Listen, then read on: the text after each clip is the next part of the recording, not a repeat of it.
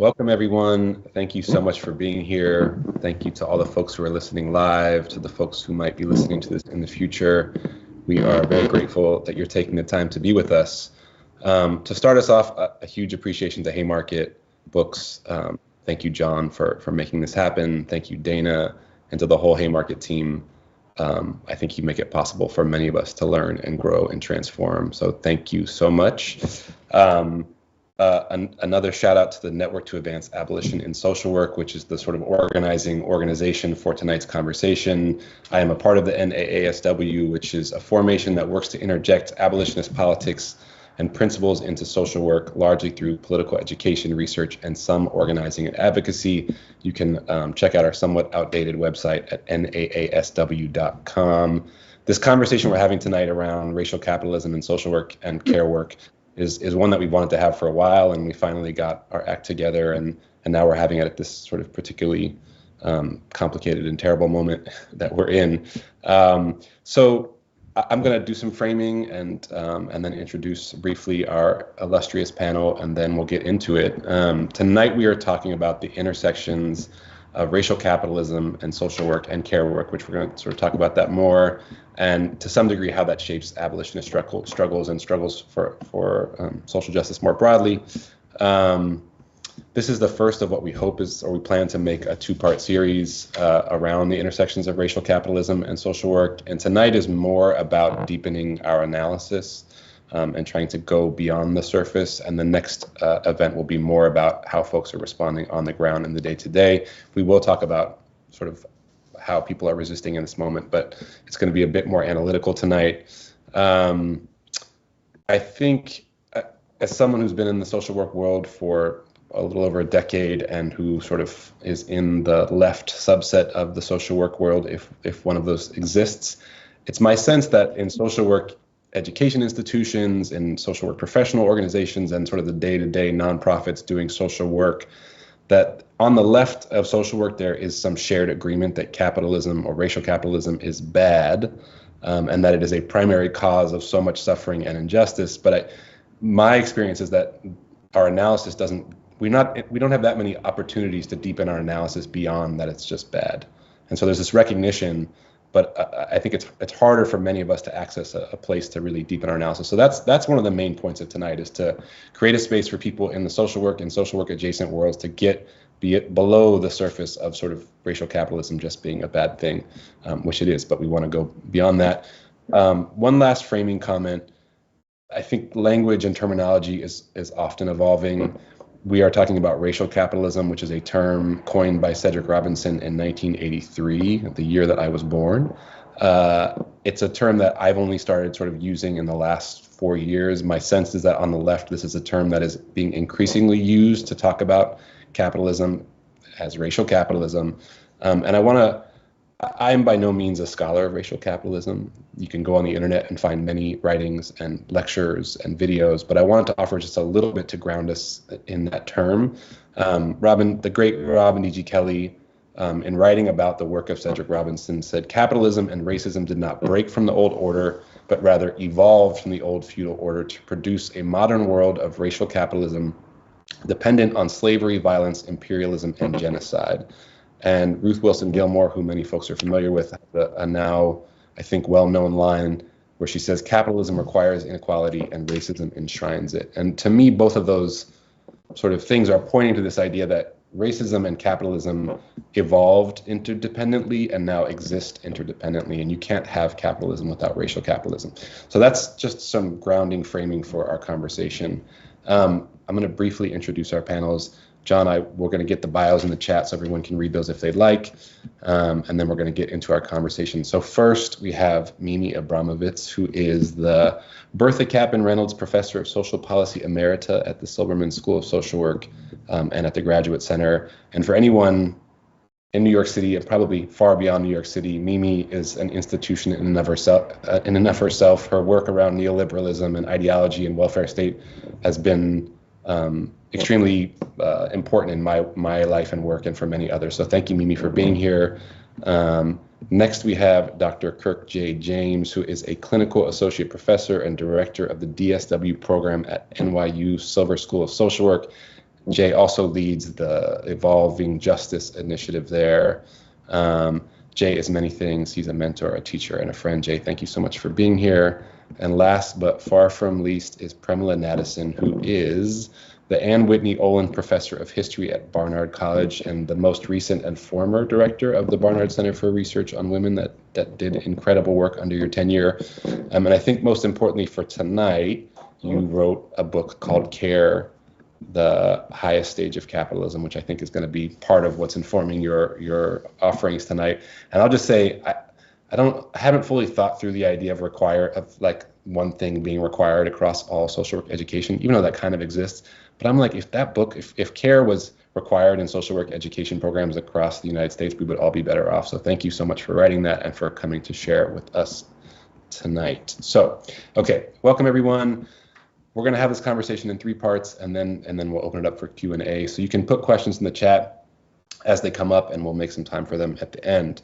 So for this first part, we are going to get some historical background and political analysis about the relationship between racial capitalism and social work and care work. And Premila, I think you're going to take on sort of care work and help us think that through.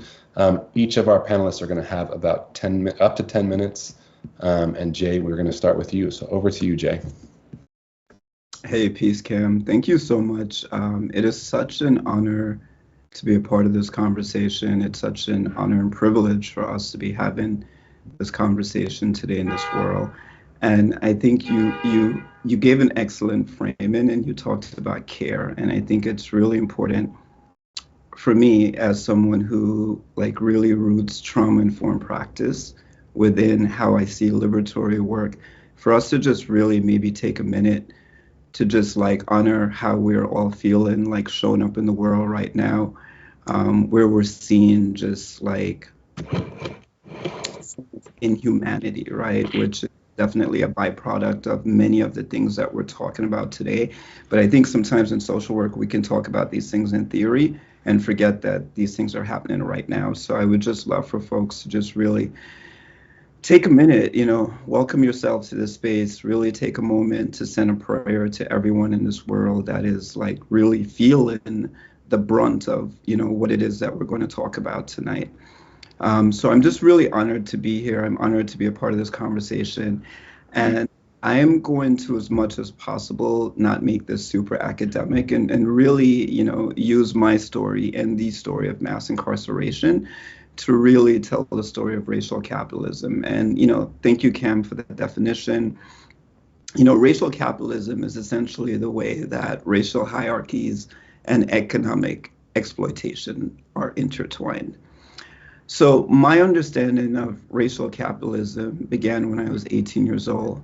It began on 4/13/1994. It began when I was arrested, sent to Rikers Island with no bail. It began when, under the Rockefeller drug laws, I was convicted and sentenced to 7 years to life as a first-time offender. It began when the judge told me that he was doing me a favor by only sentencing me to 7 years to life as a first-time offender. Ultimately, going upstate, I would be branded with a number, 94, which meant it was the year 1994A, which meant that I went through Downstate Correctional Facility, which is a maximum reception facility in New York State. 6325 means that I was the 6,325th person to be processed in that facility in the year 1994. This, though, wasn't just my experience. This was the experience of millions and millions of people. And it didn't just start, as Cam said, maybe we're just getting, familiar with the term racial capitalism, but it has really a long and deep history that, even began before 1994. But for me, this was really my understanding. And I think, for many people, if you grow up listening to 1990s hip hop, right, you kind of you think it's a jam. But for me, someone who came of age in that era, I see these songs as really a cry for help, as really like Black men, Black women, people of color really speaking about their experience under racial capitalism. You listen to songs like Wu-Tang Clan, Cream, trying to get a clutch at what I could not touch, an inability to access capitalism as a Black man, lead into the carceral state, 40 of us in the back of a bus, life as a shorty shouldn't be so rough. Think about the timeline of these songs too, right? These songs were all in the 1990s in periods that now come to define what we call mass incarceration. Songs like Dear Mama, Afeni Shakur being born, being incarcerated, and bringing Tupac into life. Tupac, some 20-something years later, making a song like Dear Mama, he himself being sent to prison. Who would think in elementary I would see the penitentiary? Nas's One Love and Ode to His Boy doing a bit. These were all songs by Black men who were experiencing mass incarceration. 1990s, the height of what? 1990s is what the height of, again, of what we call mass incarceration. 1 in 3 Black men are under the carceral system. Women of color are the fastest growing prison population. Jails and prisons are being built all across the United States. Police forces are militarized against Black men, Black people, women of color.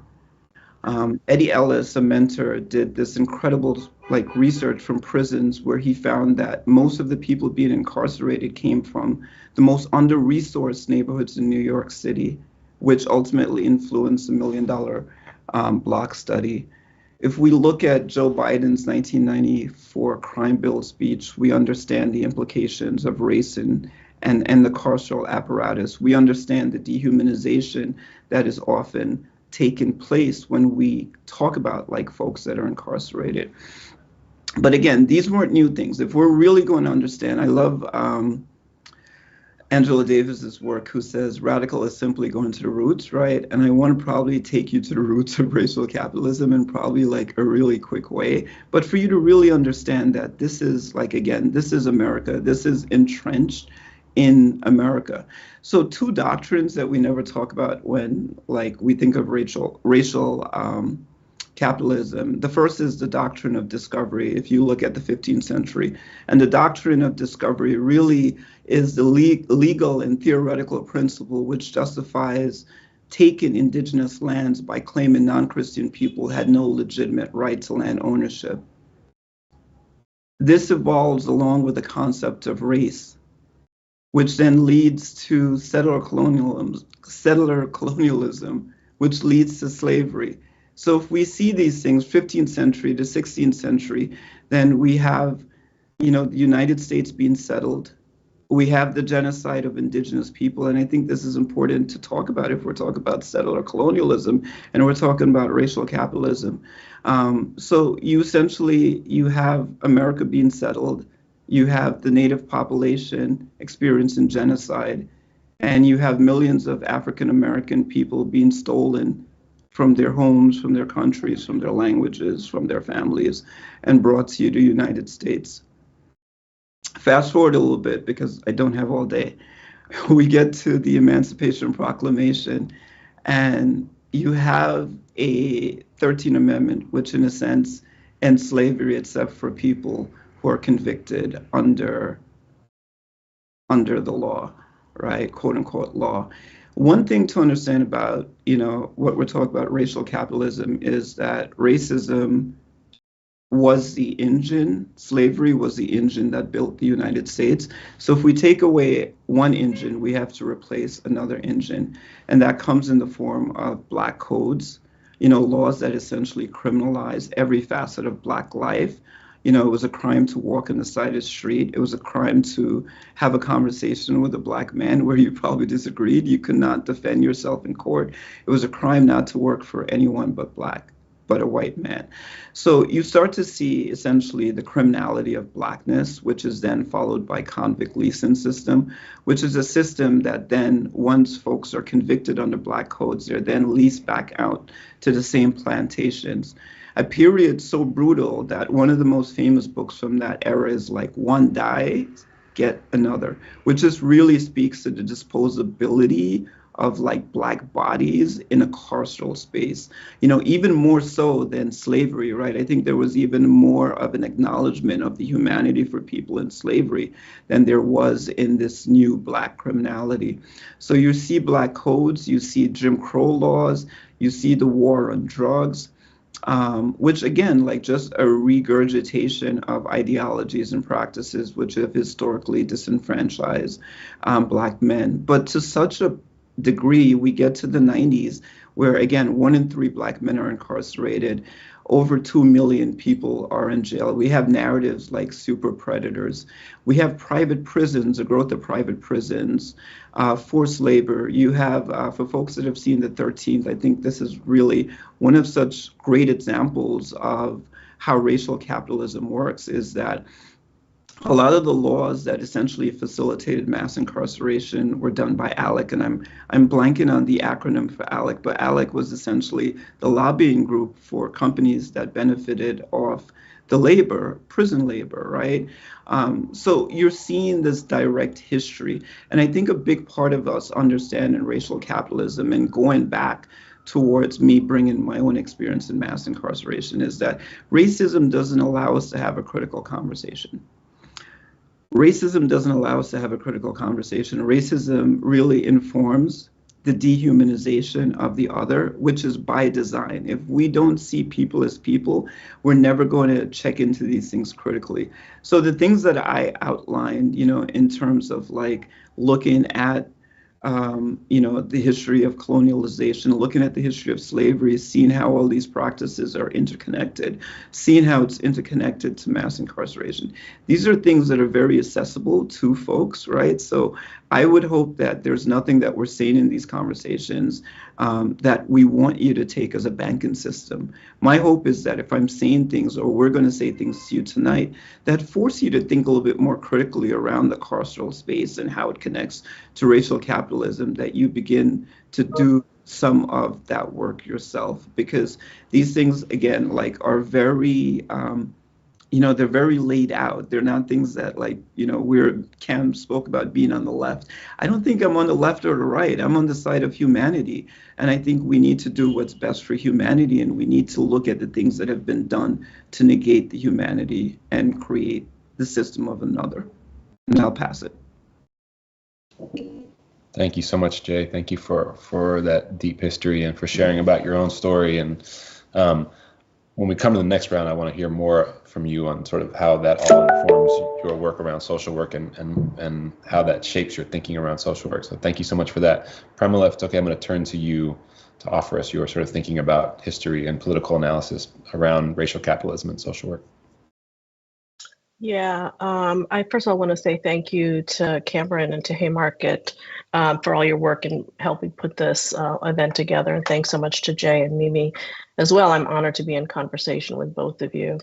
And thank you, Jay, for sharing your story, especially as well as your analysis. And I just want to say, I mean, I think it's obvious, but the welfare state and racial capitalism have always been intertwined. And that's a point where I think we can all agree on. So when we look back historically, even before the creation of the formalized welfare state, efforts to help, quote unquote, save people, efforts to help people have been bound up with creating differential life chances for Black and Brown people. So we can look at Indigenous child removal policies in the 19th century, for example. Those led, as we know, to the destruction of families and communities and cultures. We can look at the construction of the categories of deserving and undeserving that define the mid-20th century welfare state. The welfare state, the formal welfare state, the institutionalized welfare state as we understand it, emerged out of a crisis of capitalism. This was, there were various crises of capitalism, and we see different iterations of the welfare state, but most clearly it was the Great Depression of the 1930s that led to the formation of the welfare state as we came to understand it. And Mimi has written a great deal about this. And I think we have to look and think about the ways in which the very construction of that state was premised on racial inequality. So when we look, for example, at programs for poor single mothers and their children, Black women, women of color, were largely excluded from those programs under the assumption that they were somehow undeserving. They didn't meet the same standards of parenthood that other white families met. We can look at the exclusions of categories of labor from labor protections. So agricultural workers and domestic workers, for example, were excluded from the key labor provisions. The National Labor Relations Act, the Fair Labor Standards Act, which guaranteed workers minimum wage, the right to organize and bargain collectively. So Black workers were by and large excluded from the protections of the welfare state. And so I think it's really important to insist and to acknowledge that the key foundations of the modern welfare state in the early 20th century was based on exclusionary racial policies. It acted as a disciplinary system, and Mimi has written about this in terms of regulating the lives of women, and other people have written about it as well, about the ways in which the very categories of deserving and undeserving were premised on racial difference, right? And it in fact recreated a kind of racial inequality.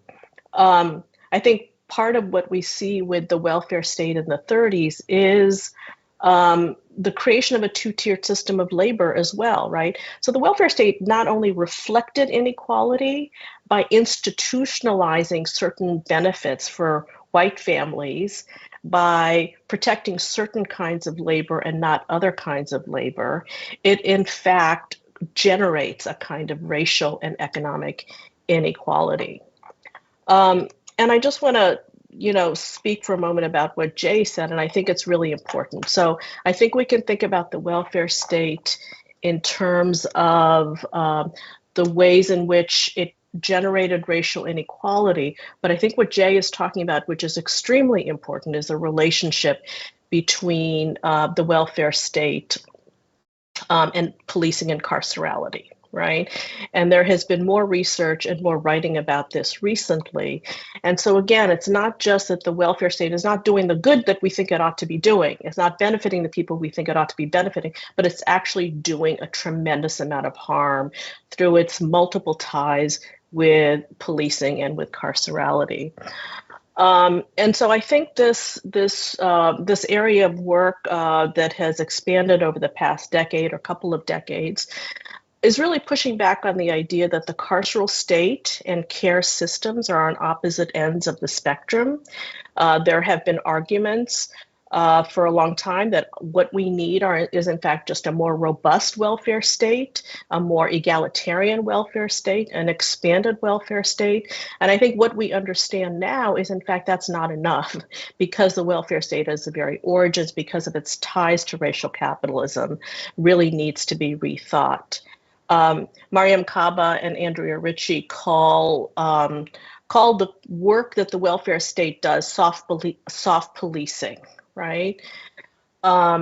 And I also just want to draw attention to the work of Dorothy Roberts and Joyce McMillan, who've done extremely important work to look at the child welfare system, which they rightly call the family policing system, where child welfare officials have been responsible for family separation and the destruction of Black families and communities.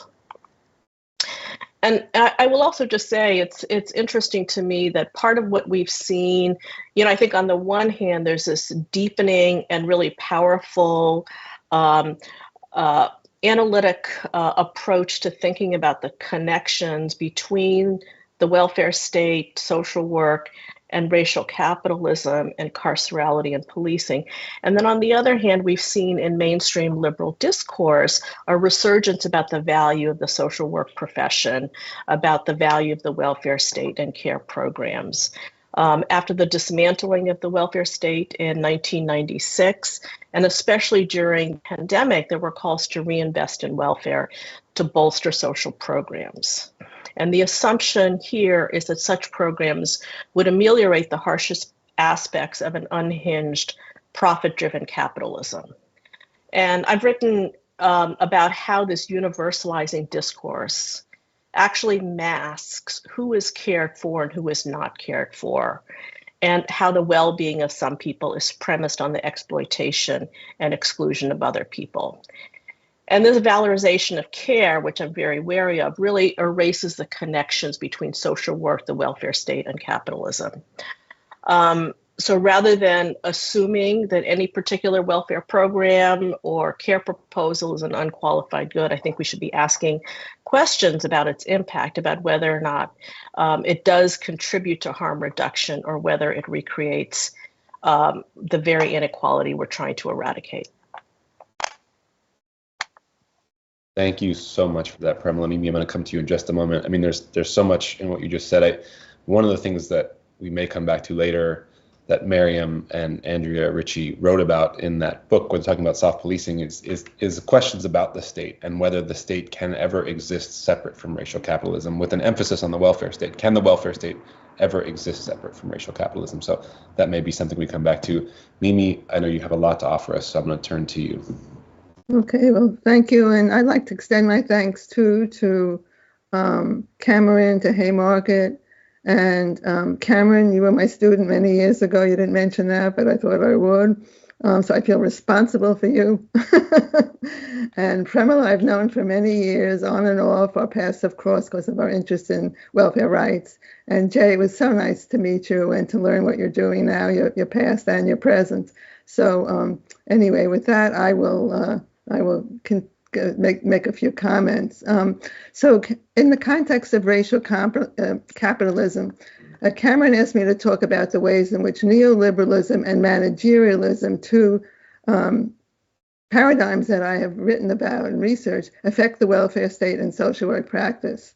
And so I'm going to touch upon several topics. I'm going to talk about three paradigms: the laissez-faire paradigm, the neoliberal, the Keynesian paradigm, and the neoliberal paradigm, as a way to frame the development of the welfare state, economic crisis theory, the social work wage, and managerialism. These are just highlighting some concepts that I'm going to be mentioning. So neoliberalism, probably everybody knows this, but it refers to a set of economic policies and ideology that emerged in the United States in the early 1970s. And it calls for free markets, small government, and austerity. And to achieve its ends, it exploits the deeply interconnected hierarchies of race, class, and gender that permeate all our social structures, including the welfare state and the social work profession. And you've heard a lot about that already. To understand how this neoliberal paradigm transformed the welfare state and social work, and first I want to talk about how we got there, which is something that we don't always understand. So what I say is that the rise of neoliberalism did not just happen. Rather, it emerged in the mid-1970s in response to the second economic crisis in the 20th century. The first crisis, which Premila just referred to, was the Great Depression. It surfaced in the late 1920s when the prevailing laissez-faire institutions based on free markets and limited government no longer worked to sustain profits, growth, and political stability. Their decline of these institutions led to the stock market crash in 1929. And for the first time, leaders in business and government blamed their economic woes on the failure of the economy rather than just on individual behavior. And to save capitalism from itself, they called upon the federal government, really almost for the first time, not quite, but and they very begrudgingly did this, but they asked the government to do something to restore growth and quiet the mounting social unrest. Faced with extreme hardship, the poor, working class, middle class, black and white, took to the streets to demand a new and stronger government response. The resulting New Deal replaced the prior laissez-faire paradigm with policies based on Keynesian economic theory, which called for redistributing income downwards and expanding the role of the state. So Keynesianism replaces laissez-faire. To achieve these goals, the New Deal adopted 5 strategies, which should be familiar to everybody: higher taxes, more government spending, federalization, which is shifting responsibility for social welfare from the states to the federal government, privatization, or shifting responsibility for social welfare from the private to the public sector, and support for social movements. From the 1930s to the mid-1970s, these policies, along with pressure from the increasingly militant labor, civil rights, and women's movements, drove the expansion of the welfare state, which benefited many more white people than persons of colors. And that's a short statement to refer to things that we've already talked about, but from the other speakers. In general, the post-war Keynesian welfare state, this will be something we may want to figure out how to debate, but the post-war Keynesian state contained, this is something I've thought about on and off for the years, both the underlying potential, the potential to oppress, not potential, but the potential to liberate. So these are some ways that the oppression takes place. The welfare state channels workers into low-paid jobs, and which helps press wages down and this fuels business profits. The welfare states penalized women viewed as departing from prescribed wife and mother roles, which Premila just talked about, to enforce patriarchal power relations. And the welfare state upheld race along with class and gender hierarchies, and used stereotypes to win public approval to enforce systems of racism and colonialism. So these are the oppressive ways that we've talked about for years today and will continue to talk about. But I want to raise another question about the potential to liberate, because I think when Cameron was saying we don't want to just say it's bad, we want to understand why it's bad, we want to understand where we might get, how it might be otherwise. So the welfare state, I say, contains a potential liberatory potential. Okay, that's how potential it is. So in some ways, its cash programs can shift the balance of power between individuals and the state, workers and employers, women and men, and persons of color and white persons. Shift the balance of power. And how does this work? And this is where the social wage comes in. Welfare state cash benefits present an alternative to the market wage. Low as they are an alternative to the market wage. And access to these benefits, which the benefits are also known as a social wage, provides an economic backup that creates the possibility for workers to leave unsafe, insecure, and low-paid jobs, women to leave unsafe, insecure marriages, and persons of color to escape some racial discrimination. The social work is like a strike fund because it has the potential to support collective, not just individual action. Access to this economic backup can enable workers as a group to demand higher wages and working conditions because they have money to rely on through the welfare state. Women to challenge male domination, persons of color to resist white supremacy, and welfare recipients to fight back. So in this way, the expanding welfare state, however unintentionally and minimally, had the potential to undermine prevailing race, class, and gender relations of power. And so it makes me wonder if this is why the welfare state benefits have always been so low and why the expanded welfare state comes under regular attack. So now go back to the second major crisis of the 20th century led to a second major attack on welfare state. At this time, deindustrialization, globalization, and the associated fiscal crisis weakened the capacity of the post-war Keynesian welfare state to both ensure profitable growth, and it became harder to uphold race, class, and gender hierarchies. I'm not saying they didn't, but it became harder. So the leaders in business and the state launched another assault on the welfare state to restore profits and to strengthen these threatened hierarchies.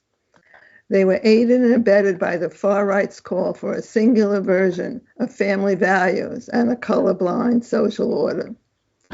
These opponents defined the welfare state as part of the problem rather than part of the solution and called for its demise. Supported by every administration since Nixon, the nation's leaders gradually replaced the New Deal of the Keynesian welfare state with neoliberalism, which dressed up the early laissez-faire free market and small government paradigm in modern-day clothes. Seeking to undo the goals of the New Deal and the Great Society and their challenges to the race, class, and gender hierarchies, Neoliberalism called for their opposite, redistributing income and wealth upwards and downsizing the state. Its main strategies included those opposite of the New Deal: tax cuts, budget cuts, devolution, which is shifting social welfare responsibly from the federal government to the states, and privatization, shifting social welfare responsibly from the federal government to the private sector, and weakening the power of the social movement. So the exact opposite of what happened in the 30s. Neoliberalism reshaped American society, economy, and social welfare. It brought us greater poverty, insecurity, inequality, social problems, corporate power. It reversed the gains made by the labor, civil rights, and women's liberation movements. It weakened the welfare state as well as legal, consumer, environmental, and other social protections. It criminalized poverty and the impoverished and partnered with the carceral state, which you've heard a lot about already. The resulting hardship and despair created deep and widespread political discontent that polarized society and gave rise to today's authoritarianism. Now, some think that the banking crisis may mark the end of the neoliberal era and the start of a new paradigm known as populist authoritarianism. It's really too soon to tell, but if you look at Project 25, which calls for the ending the already hollowed out welfare state and democracy. Now, this somewhat oversimplified explanation of the rise and fall of the welfare state is based on an economic crisis theory that I have found very helpful. It explains long-term cycles of capitalist growth and decline, known as social structures of accumulation. It's a mouthful, I know. Suggests that expansion and contraction of the welfare state occurs in response to major economic crises that surface every 40 to 50 years. Now, what is a crisis? A crisis of surfaces when prevailing social, economic, and political structures, including the welfare state, that sustain profits or capital accumulation for several decades, slowly deteriorate. They block their own growth, and eventually lead to a major crisis. The crisis is resolved through the gradual construction of new social structures of accumulation that promote profits for several decades until their gradual deterioration leads to another crisis, new institutional arrangements, and so on. So that was what happened in the 30s with the New Deals, in the 70s. So the New Deal social structures of accumulation deteriorated, gave rise to a crisis that gave rise to neoliberalism, and maybe we're having another crisis right now, or since 2008. An important point is that each crisis is followed by a prolonged political struggle. Could be 5-10 years, because these cycles are 40 to 50 years, the outcome of which determines the social, economic, and political direction of the next period. Now I'll just say a few words about managerialism. Neoliberalism gave us managerialism. It's well known that decades of neoliberal austerity decimated the human services. Less well known is the specific impact of neoliberal privatization, or what is now known as managerialism. Privatization is most often understood as transferring responsibility for public programs such as Medicare and Social Security from the public to the private sector, and we may see a lot more of that in the coming months. In contrast, managerialism refers to the operationalization of privatization within human service organizations, or what happens when public and nonprofit agencies import the business model. Now, Jennifer Zellick, a colleague, and I surveyed some 2,800 public and nonprofit sector social workers about their experience with managerialism, or the business model. And this is what they told us about adopting the business model. And I'll say more about this in detail in the next round of questions. But it encouraged agencies to restructure their work according to textbook business principles and practices: efficiency, productivity, accountability, and standardization.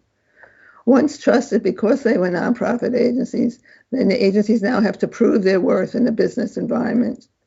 To this end, they have developed business plans, identified their brand and a market niche, replaced human service executives with MBAs and called them CEOs, branded services as projects, service users as customers or consumers, competed for revenues and market share, and tried to define social work as a business enterprise. Funders who once paid nonprofits for delivering services to communities in need, now they base their reimbursement on pay-for-performance contracts, quantified outcome, evidence-based practices, and success on pre-set benchmarks. The resulting routinization of work led practitioners that we talked to refer to their jobs as assembly line services, a modern-day references to Taylorism, developed long ago by Frederick Taylor to increase management oversight and reduce labor costs.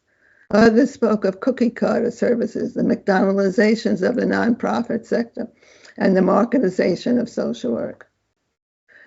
Managerialism also intensified racial capitalism.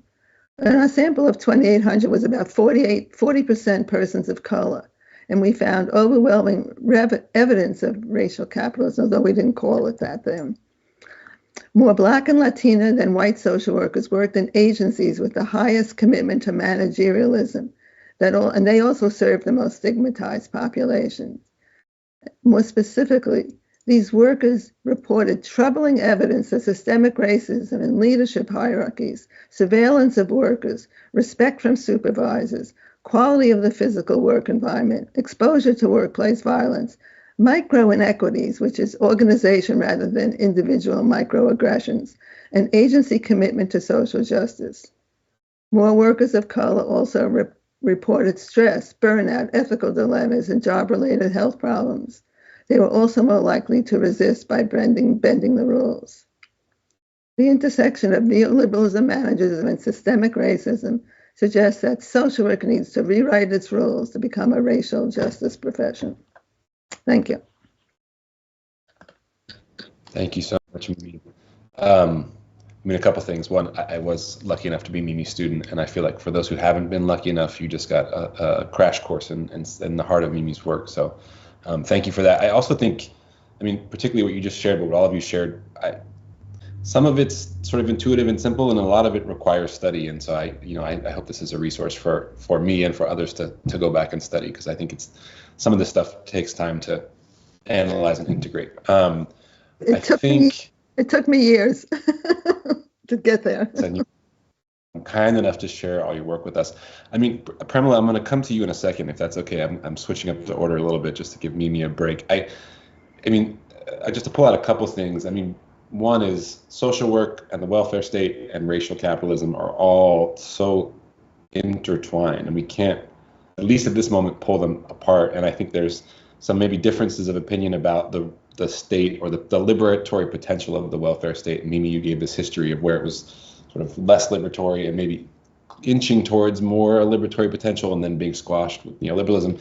Anyways, I think that's the simplest way to sort of say the foundation of what you all just offered, is that these things are so interconnected that we can't analyze social work without understanding racial capitalism as a sort of part of its growth and evolution. Okay, Premila, I'm going to turn to you first for our second sort of part of this conversation, which is to sort of go deeper into what this all means for the daily realities of social work, care work, and what's the implications for people who are doing work every day.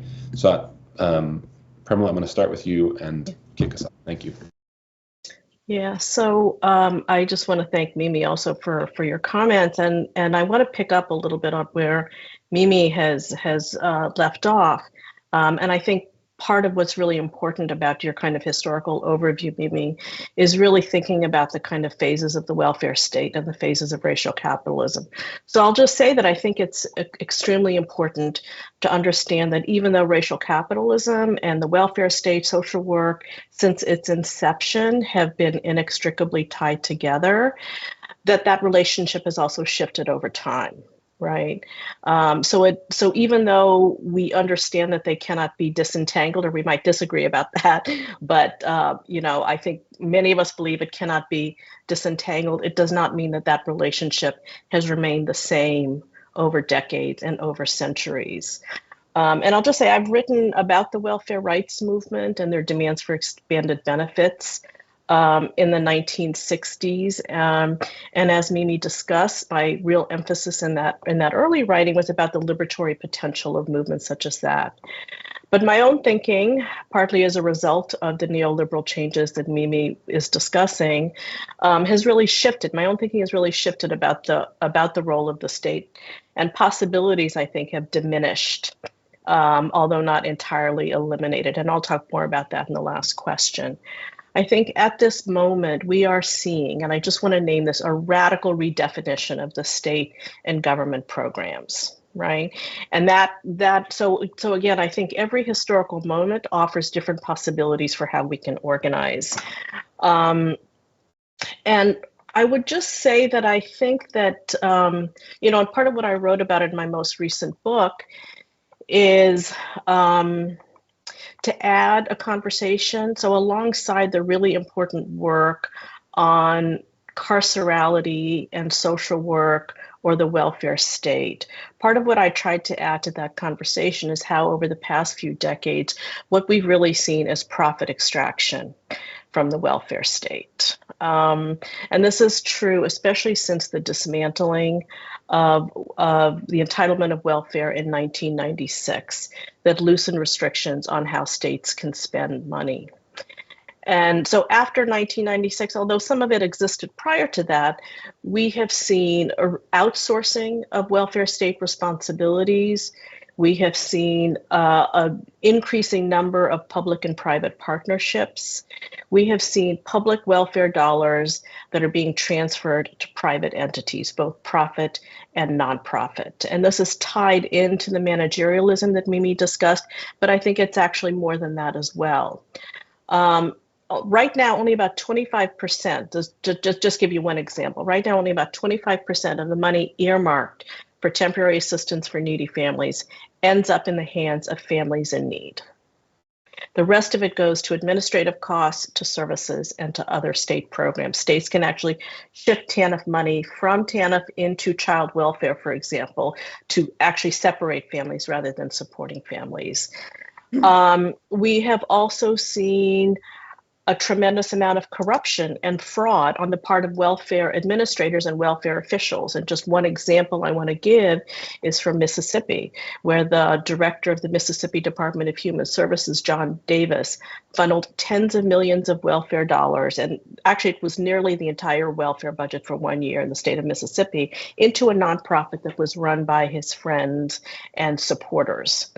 And they allegedly use the money to enrich themselves, to hire friends, to support pet projects, take fancy vacations, and purchase luxury vehicles. This is money that is earmarked for poor families. So in addition to outright fraud, there has also been a lot of money that has been sent to or signed through the signing of contracts to private for-profit companies. And the one example I will give here is Maximus, which people might have heard about. Maximus is pretty well known in the social work, welfare state field. They manage a lot of welfare to work programs, healthcare exchanges, child support enforcement programs, job training programs, and they have contracts with local, state, and federal governments across the country. It is a for-profit company, and the net worth of Maximus is $4.5 billion. And I just want people to sit with that number for 1 second. $4.5 billion is what Maximus is worth. So I would just say that I think that with the welfare state at this moment, to me, is a transfer program from the poor to the wealthy. And it intensifies racial, gender, and economic inequality.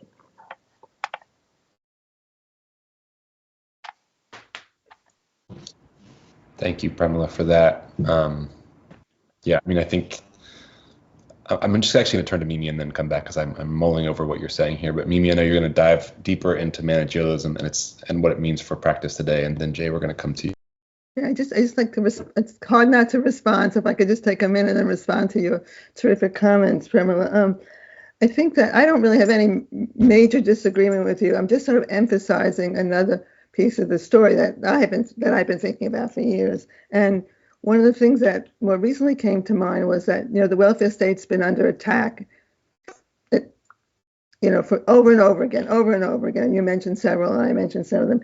And it occurred to me that because of its power to undo some of the bad things, the social wage, to give people a little something so they can resist, so they can undo some of those hierarchies or fight against them. It occurred to me that part of the attack is to squeeze more profits out of the welfare state, which happens across the board, but also is because there was some. The welfare state was challenging unintentionally. It didn't do it on purpose due to demographic changes, social movements, women's changing roles in society. The ability for the welfare state to maintain those hierarchies, as I look at in more detail, became harder. And so it became another reason that the tax, even during the Keynesian period, because there were attacks in the 50s and 60s, that over and over again, but the big one was the neoliberal attack, the paradigm shift. And then they did just what you said. They redistributed income upwards and downsized the state. But one of the reasons was and created the carceral state, or partnered with the carceral state, as I like to put it. But the movements had gains that challenged their ability to uphold those hierarchies. So I just want to throw that into the mix as another factor that maybe helps account. I try to explain the attacks, and so it occurred to me that racial capitalism and some pushback against that through the welfare states, unintentionally, the protests it was trying to stop, it actually created the conditions by producing the social wage that you could do some protests. And of course, that's why the benefits are always so low, et cetera, et cetera, et cetera. And that's why they had to clamp down in the way that you described. So should I go on with my other comment? Okay. So this is a little different. This was, I'm taking managerialism's impact on social workers. And this is based on the study that Jennifer Zelnick and I did a few years ago. And so the introduction of the business model or managerialism created strong pressures for these four business principles: efficiency, productivity, accountability, and standardization. And it affected the quality of services, working conditions, health and well-being of workers and clients, and the social work mission. So we ran a survey, but we left room for a lot of comments. This was a multiple choice kind of survey, very long, but we left room for comments, and we got so many comments. We almost had a qualitative study built into this that we didn't ask for, because people were beginning to. It was a few years ago. People were beginning to experience managerialism, and they were having such a they didn't understand what was hitting them, and they began to they didn't. So they told us some of this. I'm just going to give you sort of excerpts from quotes of what they said.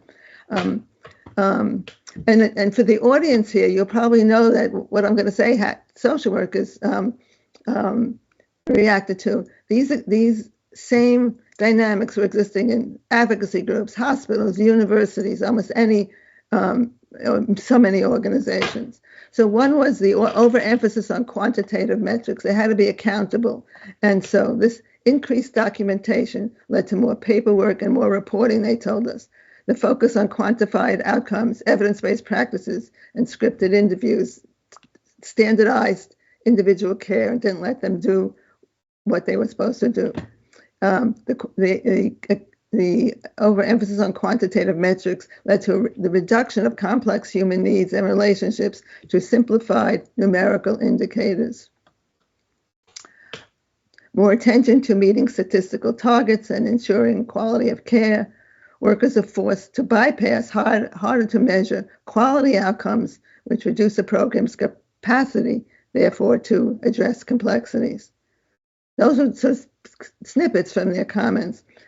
The quality of services declines. And this began first with neoliberalism itself, because despite the increased demand created by neoliberal poverty, neoliberal austerity forced human service agencies to do more with less. They closed offices, reduced services, replaced paid professionals with volunteers or less skilled staff, hired more part-time and contract workers, froze salaries, scrimped benefits, and so on. And then comes the business model on top of this. with its emphasis on efficiency over effectiveness, productivity over quality of care.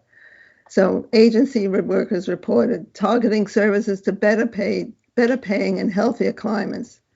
That was cheaper. Neglecting prevention in favor of crisis management, paying insufficient attention to complex cases, going for short-term efficiency gains over long-term care, downplaying, if not ignoring, social context.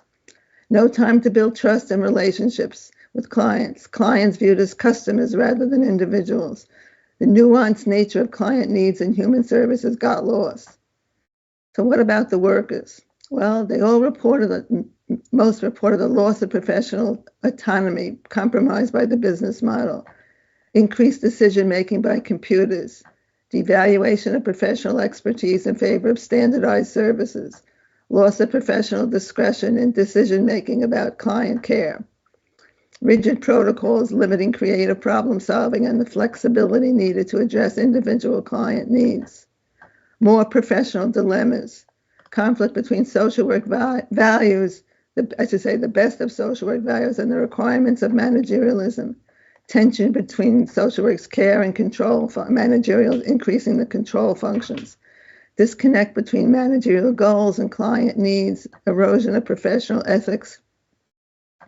Then that's led to reduced well-being and job retention, hard to balance administrative demands with client needs, increased stress and burnout, more ethical dilemmas, low job satisfaction, high staff turnover. Impact on social work, social justice role, shifts from advocacy and systematic change to individual casework, standardization of work de-emphasizes social justice, less time to address root causes of social problems, structural inequalities and agencies receive less attention. And I think I said this before, but the agencies with the highest commitment to managerialism reported the most negative outcomes. So this is how, to the extent that social work does try, and I'm not praising it to the hilt, but to the extent that it does try to do some of these things, these are many of the things that it was degrading whatever little good they can do, and so yeah, so it's a big problem. I mean, that's to give you I just lost my train of thought. That's to give you a sense of what managerialism does, and that I said that the agencies with the highest commitment to managerialism, which we measured high and low managerialism agents, reported these most negative outcomes. So that was a quick rundown, just a list, but I couldn't think of a better way to say get the voice of the people in our survey out to you. Yeah, thank you so much for that, Mimi. I mean, I'll just say a few things, and Jay, I'm going to come to you. I mean, I think there are these bigger questions about if racial capitalism and social work and the welfare state can't be unentangled, what is it that we're actually fighting for? And one of the things that happens in the sort of abolitionist world is we're saying no more carceral state, but oftentimes the demands are what primarily you would call care demands, I think, or sort of demands for more investment in public goods like education, housing, healthcare, et cetera. And so there's a bigger question about what our demands are, what are we fighting for at the structural level and at the discipline level around social work as a thing. And then there is the day-to-day realities of people who are doing this work every day. And Mimi, I think your study is focusing in on what is the impact of managerialism on people doing everyday social work. And Jay, I want to turn to you to sort of think about the impacts of racial capitalism and mass incarceration of the carceral state on social work, practice, education, however you want to sort of frame that.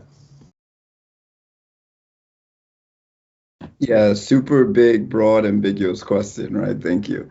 I think the first part in listening to this conversation, right? So I think if you don't mind, if I could switch it up a little bit, just really, I think we all talked about not reinforcing the problem, but how do we begin to even dismantle the problem, which I think is a big part of what social work should be thinking about, right? And I think for me, doing this work, it always comes back to our values. Are our values truly human-centered? Because I think, that is going to be the only point of accountability. I think of Haile Selassie's letter to the League of Nations, where he essentially wrote like what would become Bob Marley's song War, where he talks about like until the basic human rights are equally guaranteed to all, until the color of a man's skin is of no more significance, we're going to experience what we're experiencing, right? So I think really at a basic level, not to oversimplify this, but if we don't see each other as human beings, and we're not curious about like our collective humanity, then none of these things that we're talking about like are ever going to change. So I just feel like it's really important right now, even the way that we are talking about, quote unquote migrants right now, right? It's like, again, we're not seeing their humanity. And if we don't see people's humanity, then we're going to continue to allow systems of oppression, ideologies of oppression to exist. So I think really simply for me within social work is, right, like what's our values? If we're really clear to our values, then I think it's important that we understand that, many of us are going to have like extreme bias around way that we see and understand these systems. If we can hear a scholar like Mimi says, like, hey, these are things that I'm just like really learning, then like imagine us, right, that are newbies still in this game, right? Like it's really important to understand, like bring in Paulo Freire's work and thinking about like critical and liberatory pedagogy, and really understand that the reason why we never think about these things more critically in schools of social work. How many people have had a conversation that's centered around racial capitalism? Like raise your hand, right? Like very, very little people. So I just think really it's important that we, I think about when I came into social work and looked at the landscape, and there were less than 5% of schools of social work that had content around like mass incarceration, so thank you to Matt Epperson's work early on, right, to just really point that out. And I think if we're not educating students to think critically around these things, then we're not going to have actions that are like liberatorily aligned, right? So I just think like going to values, really making sure that, like our education then is reflective of our values, right? Because we say a lot of these, we profess a lot of these values, but then you look at our education and it's not really reflective of that. You look at our advocacy, it's not really reflective of that. The other piece I think really importantly is that in social work, we aren't aligned to praxis. We're aligned to talking about theory, but we're not aligned to really like, what does theory look like in action? Can we reflect on, like our action and our theory? Is it having the impact that we're looking for? And if it's not having that impact, how do we shift? I think sometimes, and even like when you think about racial capitalism, how it plays out in social work, right? Many of us, we get funded to become scholars. And, as scholars, we then like defend these positions more than we defend the outcomes. So I think like this is really an important time for us again to really think about, like what's our values in relation to this stuff. Like, are we creating educational spaces that are allowing people to think more critically around issues like racial capitalism? Are we then having like a very intentional praxis? What's our theory of change? What does that look like in action? Are we reflecting on that? Are we having the results? Or are we not? The other piece that I think is like, again, I'm going to just stress this because it seems so simple, and it almost seems so simple that we don't talk about it, right? But like so much of one of my mentors, Eddie Ellis's work, who I know, Cam, you like also honor, right, was just really understanding that, like if we don't use human-centered language, we won't then like really do the work to understand people. So I want to come back to this conversation of migrants, and because I think it's just such a relevant thing, right? Like as someone who is an immigrant, as someone who had to leave their country because their country was destabilized by American foreign policy, I often thought it curious, why is no one asking, why are people leaving their countries? Like, why are people leaving their families? And I think when we start to ask these why are people dying and killing themselves to come to the United States, right? And I think when we can begin to ask some of these questions, we can begin to think more critically around racial capitalism in real time, right? Not in some theoretical classroom sense, but in real time, and which can then really like inform like the practices moving forward. Thank you so much for that, Jay. I think that's actually, it's a good segue to our sort of last part here, and we're starting to get some questions, so we'll get to as many of those as we can. And if you are listening live and you have questions for our panel, please put them in the chat. This last part, maybe you can each just take a couple minutes, is to think about this sort of moment that we're in a set of new conditions with the return of the Trump administration, and most, if not all of it, is a continuation and escalation of things that have already existed, but it's also at sort of breakneck speed. And the question is about, how are you all thinking about what we or you are doing in this moment in terms of struggling against racial capitalism, in terms of resistance more broadly? How are you considering this moment for yourself, and or do you have any thoughts that might be relevant for our audience, who are hopefully many in the social work community? So Premila, I think I'm going to turn to you again to kick us off, if that's all right. Yeah. So I want to thank Jay for those comments that he just made, because I think that this question of our values is really the crux of what we should be talking about when we're talking about resistance and organizing and moving forward. And so for me, that is, what does a caring system look like, right? Social work and the welfare state should, at their core, be about providing support, providing care for all people, not just for US citizens, right? For all people. And that, I think, commitment and that ethic about providing care is probably what attracted many people to the profession, wanting to make a difference. So, you know, I think one question is, what do we want? And the second question is, how can we get there?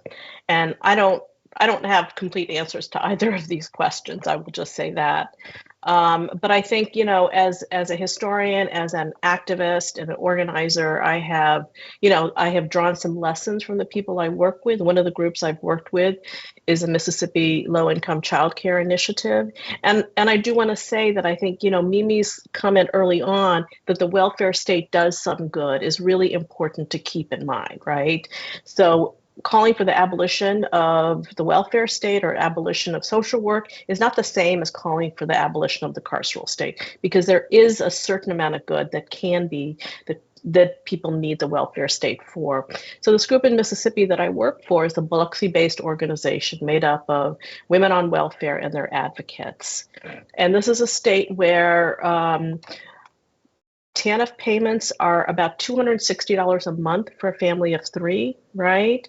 Where I've already talked about some of the fraud that has taken place there on the part of the state. Despite that, the Mississippi Low-Income Childcare Initiative feels the need, and they actually feel they have very little choice but to continue to fight for whatever little support and services they can provide for poor single mothers. They've organized statewide meetings, they've organized summits, they have lobbied the state of Mississippi, and they have won some small victories. And I think for them, for poor women in Mississippi, I'll put it this way, for poor women in Mississippi, even a meager benefit is the difference between going hungry and having food on the table. Right. And so I think it's really important to keep that in mind. They don't have the luxury of boycotting the care industry or turning away from the state.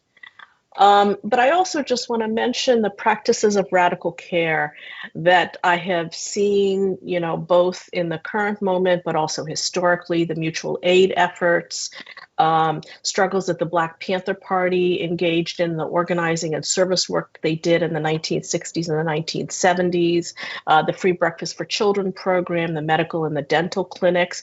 Those are examples of ways that people organized outside of the capitalist state and try to provide a system of care for people in need, while simultaneously attempting to build political movements.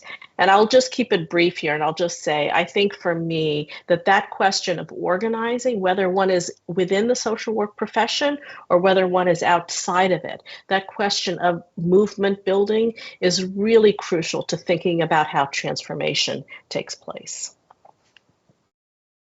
Thank you so much for that. Jay, would you like to jump in there? Sort of offer your thoughts about how you're thinking about this moment and how to move in this moment?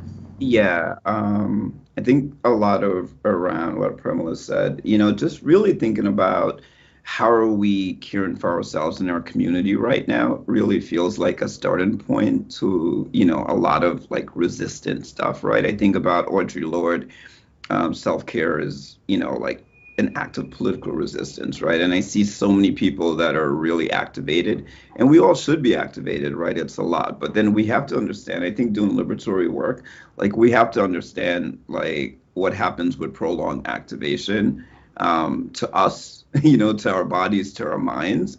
And I think I always say this to folks that we are the instruments of our liberation. And, like, research language, what's the efficacy of our instrument? Can we show up and do the work that we want to do? And I think if we're not mindful of just like the level of trauma that we're all existing under right now, if we're not moderating, if we're not doing work to mitigate that, we're not going to be able to show up. So I just think that that piece is like really crucial to me. I think about right now the power of hope. I think for so many people, it can feel like really hopeless, and I just kind of like always remind myself that it's been dark before. It's been dark for a lot of people, but they never gave up hope, right? I see hope as almost like the ancestral baton that, if it doesn't happen in our generation, we have to make sure that we push it further. So I just see like hope is really relevant to this moment. I think too, as an abolitionist, I think we don't talk enough about imagination. I think one of the things that like, the carceral apparatus and racial capitalism and white supremacy does, it shackles our minds, right? It really, like, for so many people, this is what it is, right? Like, this is what it is. And I think if we're ever going to create something different, we're going to have to believe it. If we don't believe that there can be different means of human engagement, if we don't believe that there can be means that are actually more equitable, that are more aligned with just the collective, right?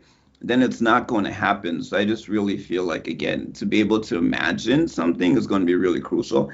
And the last piece is like my favorite word. And it's kind of like, again, Pramila, what you said around like action, like we have to act, and my favorite word's not action, it's praxis. But really, again, like, thinking about what's people's like theory of change, because I talk to so many people and it's like, what's your theory of change? If we're not like, thinking about this from a very intentional place, then like our actions are not going to be informed. So I think like praxis, really have a clear theory of change. Really making sure you're acting, making sure you're reflecting to see, are you having the impact that you're looking for?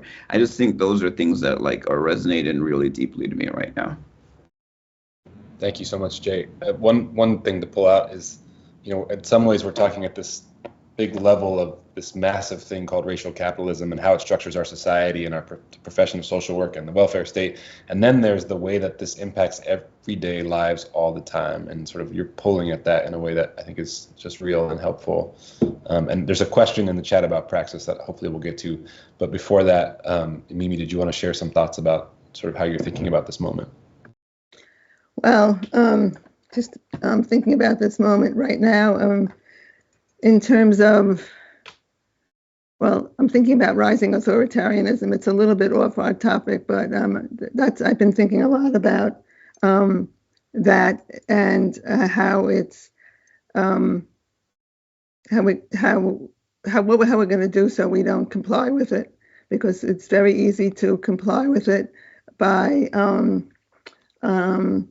sort of hiding out, by not raising questions, and by or even going along with it. And all this the attack on so-called DEI and all the things that the current administration is trying to take away is, I'm just sort of rambling here because I'm at a loss to find out the words that I want to say for this, because I'm kind of despairing right now because of what's going on, and trying to think about how we can resist. So a few general words. Social workers have always struggled with pressures to comply or to resist, individually or collectively. It's just sort of built into our DNA. And it's become harder today. But but I'm going to speak just for social workers. Some social workers don't resist because they don't even see the injustice. Others see the injustice, but they comply unwittingly just by following professional mandates or other rules of the game. And others simply comply intentionally to keep their job, to stay out of prison, to stay alive. And that's also understandable. Some social workers choose neutrality on the grounds that social work resistance politicizes a neutral, objective, and apolitical profession. But I look at it another way. Social work has always been political in that it deals with the allocation of resources and of human consciousness, that the tolerance of state actions that violate professional or humane standards bolster and align with society's more conservative forces. And by allowing the status quo to stand unchallenged, neutrality becomes a political stance. And that we're going to have trouble on that front, I think, in this next period. And if that's the case, if social workers cannot avoid the political, it may be far better to address injustice explicitly than to pretend that it does not exist. So our profession has a history of fighting for social change, but it's more than an ethical option. Practicing, it's a more ethical option than practicing non-political social work, or this could apply to any profession. Today, the middle ground, if it ever existed, is fast receding. And now is the time for social workers and many others to decide which side we're on. And so that's kind of where I'm left right now. So I'd love to hear some of the questions and we can go on to them. Thank you so much. Just say two quick things. You all. Your sound is going.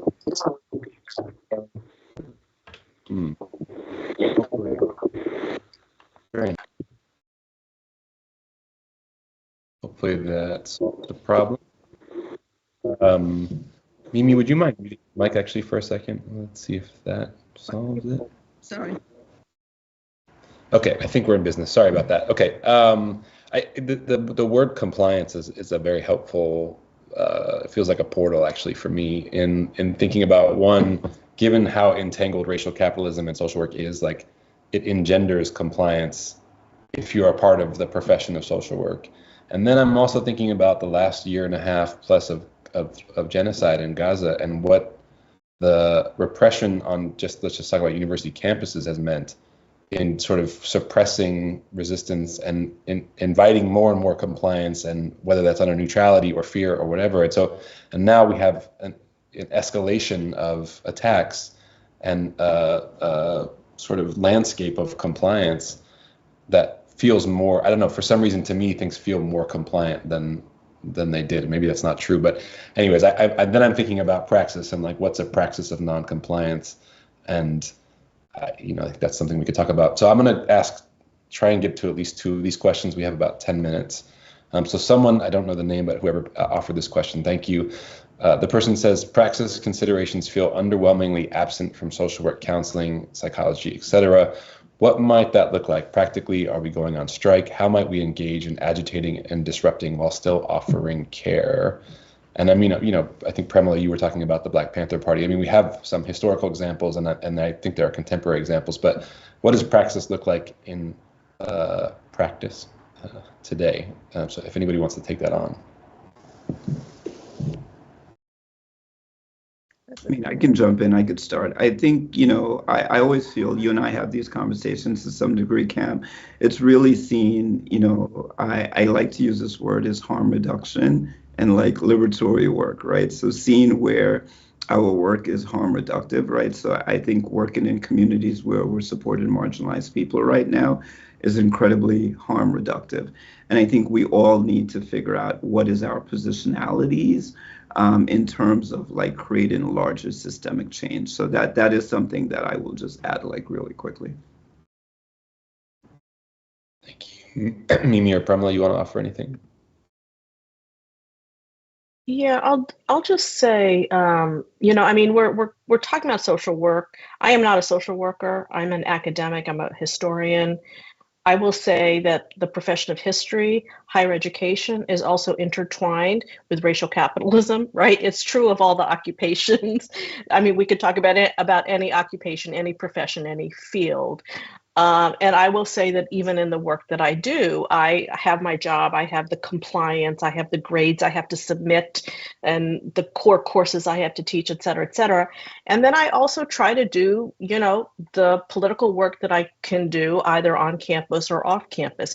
So I think we can simultaneously think about how to keep our jobs, how to do the best that we can in our jobs, harm reduction, as Jay said, right? While simultaneously organizing around and against the very systems that we're embedded in. I think that's right. There's not much more than we can do. And right now, we don't know what's in front of us. We're in very uncharted territory. It doesn't look good, but it's. I think right now is a kind of a waiting and watching to see what's really going to happen. Where's the fight back going to take place? How can we participate in it? And if it will take place, but it seems like they're going after everything all at once in terms of trying to tear down the whole country, really. So that it's really hard to know where to intervene. I'm hoping who was it? What's the group that I'm trying to think the name of the group last night? They did this. They had 50,000 people on a webinar about resistance, and they had a lot of good ideas about what to do to, they were focused on Congress. It was a little narrow, but they focused on Congress, things to do to try to get some pushback going here. But I think it's going to be really, really, really tough. I try to be optimistic, and I'm always going for fight back. But right now, I think we have to just catch our breath and figure out points of intervention, and then see if we can rally our forces. Thank you for that, Mimi. I want to pick up on something Premila said and then come back to what you said, Mimi. I mean, I'm still thinking about compliance and sort of thresholds of compliance. Like everything is implicated in racial capitalism, and we're all compliant in some way because we want to make a living. And I think the thresholds of compliance are being challenged at like a broad scale at this moment. That wasn't true, I think, even just 2 weeks ago. And I think people are being challenged, and that's what it is. But Mimi, I'm thinking about this moment. Someone's asking a question in the chat about sort of, I think it's asking about predictions about the way the Trump administration is talking about efficiency and government waste. But I want to maybe add something to that question, which is, the USAID is they're attempting to dismantle it. And I think there are debates on the progressive or left side of the sphere about like how harmful that institution has been, and at the same time is providing a lot of relief. And I don't know to what degree there are parallels with the welfare state. With the story that's been told tonight is that there has been some relief and it also has caused harm. And so I guess I'm thinking about both the state of the state right now in relationship to Trump and oligarchy and the way that discourse is happening, and also how that frames our demands in this moment. So if any of you have thoughts about predictions about how this is what's going to play out here in relationship to sort of social work in the welfare state, but also thoughts about how we might want to shape our demands. A tough one. I mean, are you talking about rising authoritarianism and how we're going to function in that climate in terms of resistance? I think that's what we have to figure out how to do, and each in our own terrains. And I don't think we know quite yet what that's going to look like, because it's only been 2 weeks. It seems like it's been a year since all the structures are being torn down and the money being stolen, and the rules of the games being changed. And it's sort of like a coup, using the rules of the game. We're watching a coup, a right-wing fascist coup taking place, using the rules of the game and that tells us that the rules of the game that we counted on to protect society, if you will, we're not good enough for this kind of assault, and so that we don't really know where to go. And I'm worried that the old ways of fighting back may not be good enough right now. We've all been involved. Everyone here has been involved in fight backs one way or another, and we may have to find new ones, more targeted. I don't really have an answer. I really think we're in a figuring it out mode right now, but meanwhile it's very, very scary, because the other side is moving really, really fast, and they're prepared. And will they stumble? I hope so, but it's not clear that they will, or will anyone will be able to stop them. So I guess it's up to us to figure out ways to stop them in big and small ways, and that's probably what we have to focus on. I think you just said this thing in a different way, which is that the rules of the game were entirely insufficient and harmful to begin with, but now they're being challenged. And so the questions of how to defend them and to what degree, and in particular, we're talking about social work and the welfare state and care work. But Premila or Jay, any thoughts broadly about this? I think we're in a dangerous place, right? Because I feel that we have allowed historically, maybe we've already been, like incredibly desensitized, right? So if we look at the history of racial capitalism, right, so many of these things that we're talking about that are happening right now are not new. And yet we have all stood by to some degree and have allowed these things to happen in our name, right? And I think right now we're seeing things a little bit more in our faces, and we're being asked, like, what are we going to do? And I think that is a question that, like, we all need to sit with, because there's going to have to be a sacrifice. I think about, like, even our ability to respond in its relation to capitalism, right? Like, I mean, we have not, like, I mean, this isn't new. Like, we had the pandemic in 2020, we had a racial uprising, and many of our professions were silent because of our relation with capitalism. We had a vaccine mandate that was forced onto people who, if they didn't take the vaccine, would actually lose their jobs. And we remained silent because of racial capitalism. So I think if we're going to do something different, I think it really, again, starts with understanding how complicit we have been in these systems for a long time. I am not of the inkling that this is new. I don't, as a Black man who's always had to survive in America, this is not new. This is not the worst day in America. Like, people have been surviving these atrocities that we're talking about for a long time. So I really think, like, again, if there is going to be something different, we have to recognize how we have, like, been complicit in these systems, and really, again, like, are willing to see the humanity of the other and show up differently. If we don't do that, Cam, like, everything we're talking about is, like, for naught.